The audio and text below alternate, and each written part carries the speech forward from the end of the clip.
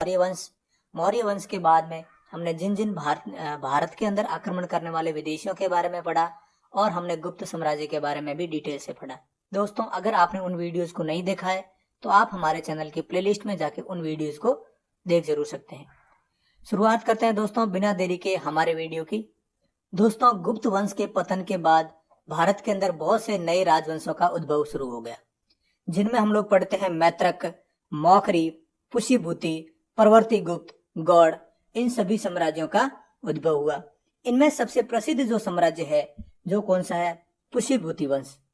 क्यों है? क्योंकि पुष्यभूति वंश के शासकों ने सबसे विशाल साम्राज्य स्थापित किया। दोस्तों, पुष्यभूति वंश के संस्थापक की बात करें तो वो है पुष्यभूति। इनकी राजधानी थी थानेश्वर। तो दोस्तों, पुष्यभूति वंश की स्टार्ट किया था या स्थापना किसने की थी? पुष्यभूति ने की थी। और इनकी जो राजधानी थी वो क्या थी? थानेश्वर। थानेश्वर वर्तमान में दोस्तों हरियाणा में है और हरियाणा का जो करनाल जिला है, करनाल जिले के अंदर एक प्रांत है जिसका नाम है थानेसर, जिसका प्राचीन नाम क्या था? थानेश्वर था। दोस्तों, एक बार थोड़ा दोस्तों आपको बता दें कि हम लोग क्या क्या पढ़ने वाले हैं इसके अंदर, कि जो पुष्यभूति वंश है इसकी स्थापना किसने की थी? पुष्यभूति ने। इसके बाद दोस्तों पुष्यभूति के बाद में कुछ एक दो शासक हुए जिन्होंने कुछ ज्यादा कार्य नहीं किया, तो उनके बारे में हम लोग नहीं पढ़ते हैं। इसका सबसे प्रभावशाली या प्रतापी शासक कौन हुआ था? तो इस वंश का सबसे प्रभावशाली शासक तो हर्षवर्धन हुआ था, लेकिन प्रथम प्रभावशाली शासक कौन हुआ था? जिसका नाम था प्रभाकर वर्धन। तो इस वंश का पहला प्रभावशाली या प्रतापी शासक प्रभाकर वर्धन हुआ था। प्रभाकर वर्धन के दो पुत्र थे, एक का नाम था राज्यवर्धन, एक का नाम था दोस्तों हर्षवर्धन, और एक उनकी पुत्री भी थी जिसका नाम था राजश्री। बहुत महत्वपूर्ण नाम है दोस्तों, याद रखेंगे आप लोग। राजश्री इसकी पुत्री का नाम था।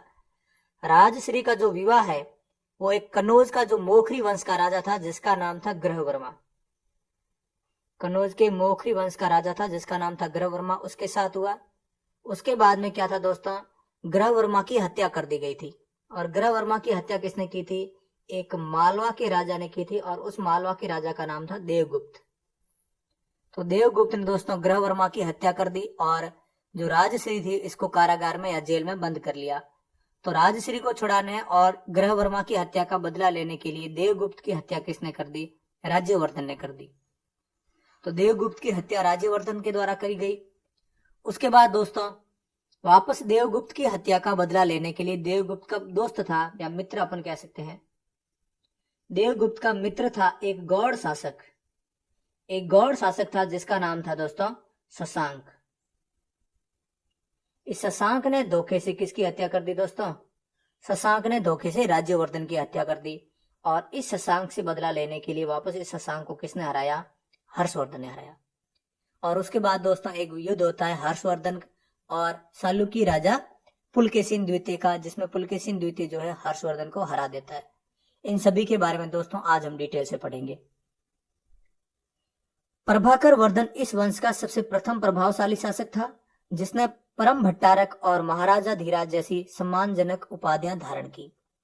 तो प्रभाकर वर्धन इस वंश का सबसे या प्रथम प्रभावशाली शासक था जिसने महाराजा धीराज और परम भट्टारक की उपाधि धारण की थी। दोस्तों, परम भट्टारक की उपाधि एक और राजा ने धारण की थी, जिसका कौन थे? वो हर्षवर्धन था। वो प्रभाकर वर्धन की पत्नी यशोमती से दो पुत्र राज्यवर्धन और हर्षवर्धन तथा एक कन्या राजश्री उत्पन्न हुई। राजश्री का विवाह कन्नौज के मोखरी राजा ग्रहवर्मा के साथ किया गया। प्रभाकर वर्धन की पत्नी का नाम था यशोमती, और यशोमती के दो पुत्र थे दोस्तों, राज्यवर्धन और हर्षवर्धन, और उनकी पुत्री का नाम क्या था? राजश्री था। और राजश्री का विवाह किसके साथ हुआ? कन्नौज के मोखरी राजा ग्रहवर्मा के साथ हुआ। दोस्तों, मालवा के शासक देवगुप्त ने ग्रहवर्मा की हत्या कर दी और राजश्री को बंदी बनाकर कारागार में डाल दिया। राजश्री को बंदी बनाकर जेल में डाल दिया और देवगुप्त ने किसकी हत्या कर दी? उनके पति ग्रहवर्मा की हत्या कर दी। उसके बाद प्रभाकर वर्धन का बड़ा बेटा यानी कि राज्यवर्धन ने देवगुप्त को मार डाला, परंतु देवगुप्त के मित्र गौड़ नरेश शशांक ने धोखा देकर राज्यवर्धन की हत्या कर दी। अपनी बहन और अपने बहन के पति की मौत का बदला या हत्या का बदला लेने के लिए राज्यवर्धन ने क्या किया, देवगुप्त को मार दिया। लेकिन देवगुप्त का एक मित्र राजा था जो शशांक, जिसका नाम था शशांक, वो गौड़ राजा था, गौड़ वंश का राजा था। उस गौड़ वंश के राजा शशांक ने राज्यवर्धन की पुनः धोखा देकर हत्या कर दी। और एक दोस्तों ये नोट याद रखेंगे शशांक के बारे में, शशांक शैव धर्म का अनुयायी था। इसने जो बोध गया का जो बोधि वृक्ष है, जहां भगवान बुद्ध को या गौतम बुद्ध को ज्ञान की प्राप्ति हुई थी, उसको जो है कटवा दिया था। तो बोधि वृक्ष को कटवाने का घिनौना कार्य किसने किया था? शशांक ने किया था, क्योंकि वो शैव धर्म का अनुयायी था। और शशांक ने किसकी हत्या की थी? राज्यवर्धन की हत्या की थी दोस्तों। राज्यवर्धन की मृत्यु के बाद 606 ईस्वी में 16 वर्ष की अवस्था में हर्षवर्धन थानेसर की गद्दी पर बैठा। हर्ष को शिलादित्य के नाम से भी जाना जाता है और इसने परम भट्टारक नरेश उपाधि धारण की थी। तो राज्यवर्धन की मृत्यु के बाद उसका छोटा भाई यानी कि प्रभाकर वर्धन का छोटा बेटा जिसका नाम था हर्षवर्धन, वो 606 ईस्वी में 16 वर्ष की उम्र में थानेसर का राजा बनता है। थानेसर का राजा बनने के बाद वो कौन सी उपाधि धारण करता है? शिलादित्य। और उसके बाद में उसने एक और उपाधि धारण की, वो कौन सी थी? वो थी परम भट्टारक।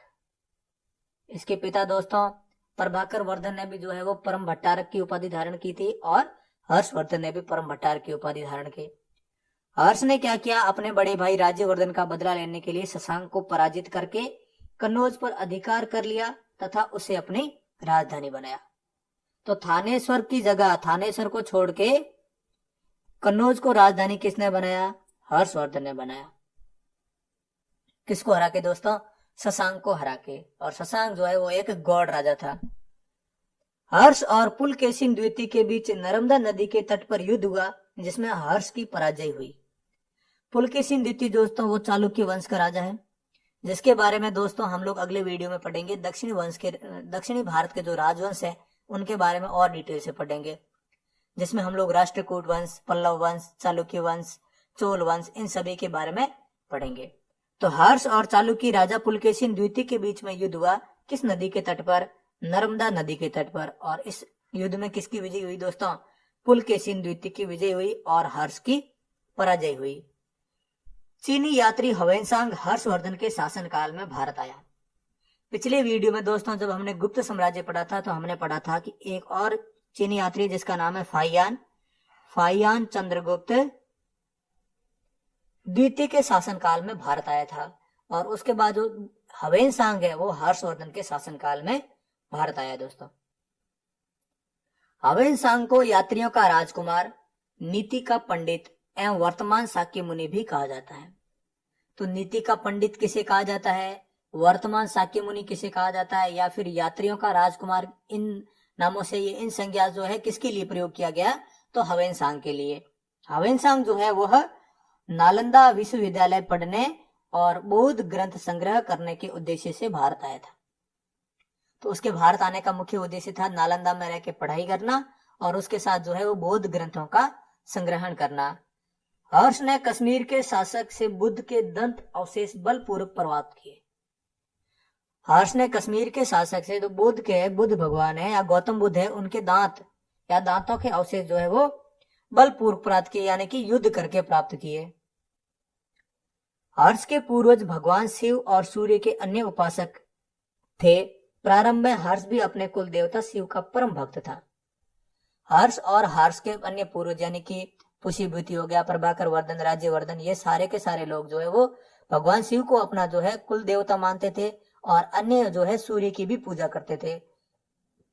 हर्ष भी जो है वो शुरुआत में सूर्य भगवान शिव को अपना कुलदेव मानता था या उनका जो है परम भक्त था।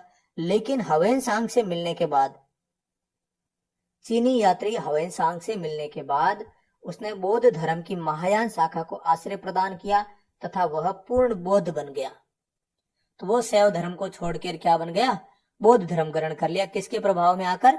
ह्वेनसांग के प्रभाव में आकर। हर्ष के समय नालंदा महायान बौद्ध धर्म की शिक्षा का प्रधान केंद्र था। ये दोस्तों हमने शुरू से ही पढ़ रहे हैं कि बौद्ध धर्म गौतम बुद्ध की मृत्यु के बाद दो शाखाओं में बंट गया। एक शाखा थी महायान शाखा, एक थी हीनयान शाखा। तो नालंदा जो है वो किस बौद्ध धर्म की शाखा से संबंधित है? महायान शाखा से संबंधित है दोस्तों। हर्ष के समय में प्रयाग में प्रति 5वें वर्ष में एक समारोह आयोजित किया जाता था जिसे महामोक्ष परिषद कहा जाता था। हवेनसांग छठे समारोह में सम्मिलित हुआ। जब दोस्तों थानेसर का राजा हवेनसांग बना तो हवेनसांग के समय जो है हर 5 वर्ष में एक समारोह आयोजित किया जाता था बौद्ध धर्म वालों के, और उस समारोह का नाम क्या था दोस्तों? महामोक्ष परिषद। महामोक्ष परिषद उसका नाम था। और हवेनसांग ने जो है किस महामोक्ष परिषद में भाग लिया था? छठे महामोक्ष परिषद में भाग लिया था। बाणभट्ट हर्ष के दरबारी कवि थे।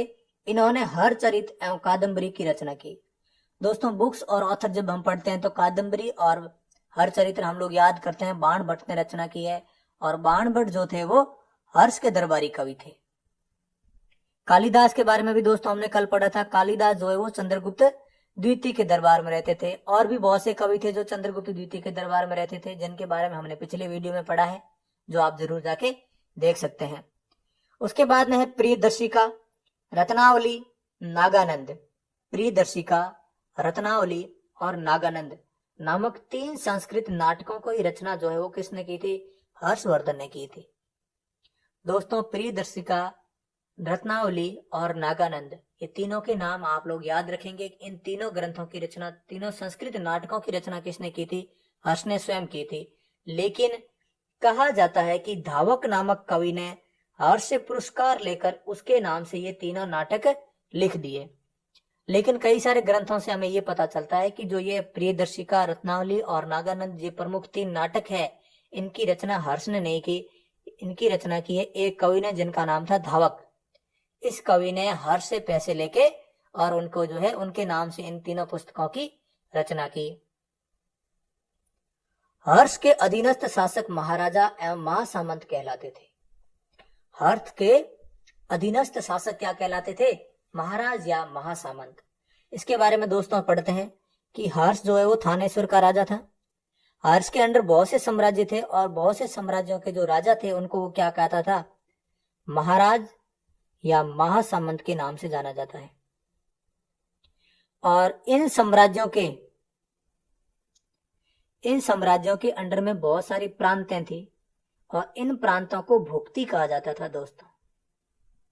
तो हर्ष जो है एक दरबार, हर्ष का जो दरबार या हर्ष का साम्राज्य था, हर्ष के साम्राज्य के अंडर में बहुत से छोटे छोटे साम्राज्य आते थे, जिन्हें जो है जिनके राजा को महाराज या महासामंत कहा जाता था। उन साम्राज्यों के अंडर में छोटी छोटी प्रांतें आती थी। उन प्रांतों को भुक्ति कहा जाता था। और भुक्ति को जो शासन करता था दोस्तों, उस भुक्ति पर शासन करने वाले के बहुत से नाम हैं। जैसे उसको उपरीक कहा जाता था, उसको दोस्तों राजस्थानिक भी कहा जाता था, उसको राष्ट्रीय भी कहा जाता है, और उसको जो है लोकपाल भी कहा जाता था दोस्तों। और लोकपाल जो नाम है वो अपने को मिलता है हरचरित्र में। ये सारे दोस्तों पॉइंट आगे आएंगे। आप थोड़ा पॉइंट ये ध्यान रखें कि हर्ष का जो साम्राज्य था वो विशाल साम्राज्य था, क्योंकि वर्धन वंश का जो है साम्राज्य विशाल था ही। उस साम्राज्य के अंडर में छोटे छोटे और साम्राज्य थे, जिनके जो शासकों को जो है महाराज या महासामंत कहा जाता था। उन साम्राज्यों के अंडर में छोटे छोटे प्रांत थे, उन प्रांतों को भुक्ति कहा जाता था। और भुक्ति का जो शासक हुआ करता था उसको उपरीक, राजस्थानिक या राष्ट्रीय या लोकपाल के नाम से जानते थे। और प्रांतों से छोटे क्या होते थे? ग्राम यानी कि गांव होते थे दोस्तों। और गांव का जो शासक था उसको कहा जाता था दोस्तों ग्रामाक्ष पटलिक कहा जाता था। ये आगे आएगा दोस्तों, यहां पढ़ते हैं दोस्तों।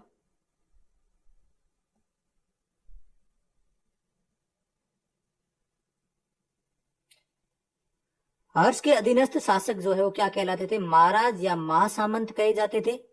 हर्ष के मंत्री परिषद के मंत्री को जो है वो सचिव या अमात्य कहा जाता था। हर्ष का जो मंत्री परिषद है, उस मंत्री परिषद के जो मंत्री है उनको या तो अमात्य कहा जाता था या क्या कहा जाता था? सचिव कहा जाता था। हर्ष के साम्राज्य में प्रांत को भुक्ति कहा जाता था, यानी कि हर्ष के साम्राज्य में जो प्रांत थे उन प्रांतों को कहा जाता था भुक्ति। और प्रत्येक भुक्ति के शासक को राजस्थानीय, उपरीक या राष्ट्रीय कहा जाता था। तो वहां का जो शासक, प्रांतों का जो शासक था वो या तो राजस्थानीय या उपरीक या राष्ट्रीय कहलाता था। लेकिन आगे एक और नाम है दोस्तों, ये ध्यान रखेंगे आप, बहुत बहुत ही महत्वपूर्ण पॉइंट है। हर चरित्र में प्रांतीय शासक के लिए लोकपाल शब्द यूज किया गया है। हर चरित्र जो बाण भट्ट के द्वारा लिखी गई है उसमें जो है लोकपाल शब्द किसके लिए यूज किया गया है? प्रांतीय शासक के लिए। ग्राम शासन की सबसे छोटी इकाई थी। प्रशासन की दृष्टि से सबसे छोटी इकाई कौन सी थी? ग्राम। और ग्राम शासन का जो प्रधान थे उसको क्या कहा जाता है? ग्रामाक्ष पटलिक कहा जाता है, या कहा जाता था हर्षवर्धन के समय। तो वर्धन वंश के समय हमने देखा बहुत बड़े साम्राज्य, हर्ष के साम्राज्य के अंदर जो छोटे साम्राज्य थे उनका जो शासक था उनको महाराज या महासामंत कहते थे। जो प्रांत थे छोटे छोटे उन प्रांतों को भोक्ती कहते थे, और उन प्रांतों के शासक को उपरिक, राजस्थानीय, राष्ट्रीय, लोकपाल इन नामों से जाना जाता था। उसके बाद सबसे छोटी इकाई की बात करें प्रशासनिक दृष्टि से तो वो ग्राम हुआ करती थी, और ग्राम के शासक को जो है वो ग्रामाक्ष पटलिक कहा जाता था। दोस्तों हर चरित्र के अनुसार हर्ष के मंत्री परिषद, हर चरित्र जो पुस्तक है उसके अनुसार हर्ष के मंत्री परिषद या मंत्रियों को क्या कहा जाता था, किन किन नामों से जानते थे? तो हर्ष का जो प्रधान सचिव था उसको भंडी कहते थे, जो प्रधान सेनापति था उसको सिंहनाद कहते हैं, अश्व सेना का प्रधान को कुंतल कहा जाता था, और गज सेना के प्रमुख को स्कंद गुप्त कहा जाता था। भंडी कौन होता था? प्रधान सचिव। सिंहनाद प्रधान सेनापति होता था दोस्तों। कुंतल अश्व सेना का प्रधान, और स्कंद गुप्त जो है वो गज सेना का प्रमुख होता था। पुलिस कर्मियों को चाट या भाट कहा जाता था, और दंडपाशिक तथा दांडिक पुलिस विभाग के अधिकारी होते थे। दोस्तों ये हमने गुप्त साम्राज्य में भी पढ़ा है कि गुप्त साम्राज्य में पुलिस विभाग के अधिकारियों को दंडपाशिक कहा जाता था, और छोटे पुलिस कर्मियों को जो है वो चाट या भाट कहा जाता था। तो ये भी वर्धन वर्ष में भी सेम ही है कि पुलिस कर्मियों को चाट या भाट कहा जाता है, और पुलिस के बड़े अधिकारियों को दंडपाशिक या दांडिक कहा जाता था। अश्व सेना के अधिकारियों को वृद्धेश्वर कहा जाता था। अश्व सेना के जो अधिकारी थे उनको वृद्धेश्वर कहा जाता था। पैदल सेना के अधिकारियों को बलाधिकृत कहा जाता था। तो ये दोस्तों छोटे छोटे से नाम है, लोग थोड़े से मुश्किल होते हैं, कंफ्यूज करते हैं, लेकिन आप इनको याद रखें कि वर्धन वंश के समय अश्व सेना के अधिकारियों को कहा जाते थे? तो अश्व सेना के अधिकारी वृद्धेश्वर कहे जाते थे, और पैदल सेना के अधिकारी बलाधिकृत कहे जाते थे। हर्ष के समय मथुरा सूती वस्त्रों के निर्माण के लिए प्रसिद्ध था। हर्षवर्धन के समय या वर्धन वंश के समय भारत का कौन सा शहर सूती वस्त्र के निर्माण के लिए प्रसिद्ध था? मथुरा। दोस्तों यहाँ पर दोस्तों हम वर्धन वंश के वीडियो को यहीं पे कंप्लीट करेंगे। मैं आशा करूंगा दोस्तों आपको ये वीडियो जरूर पसंद आया होगा। वीडियो अगर आपको पसंद आया तो वीडियो को लाइक, शेयर और कमेंट जरूर करें, और अपने चैनल को भी सब्सक्राइब जरूर कर लें। मिलते हैं दोस्तों आगे के वीडियो में, तब तक के लिए जय हिंद, जय भारत।